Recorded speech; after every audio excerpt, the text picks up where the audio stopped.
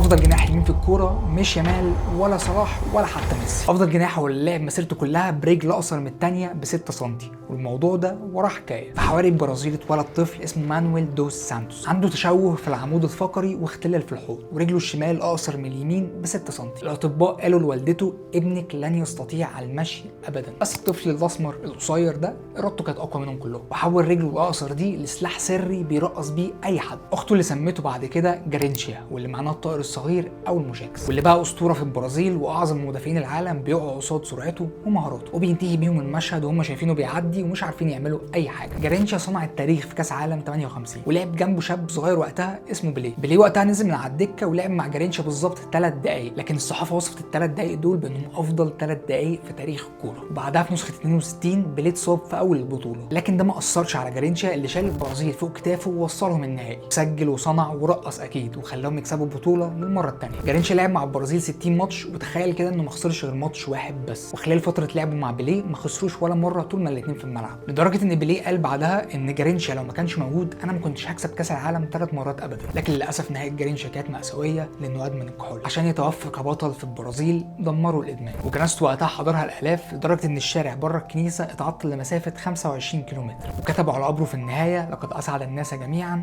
ومات حزينا. تصحبكم السلام.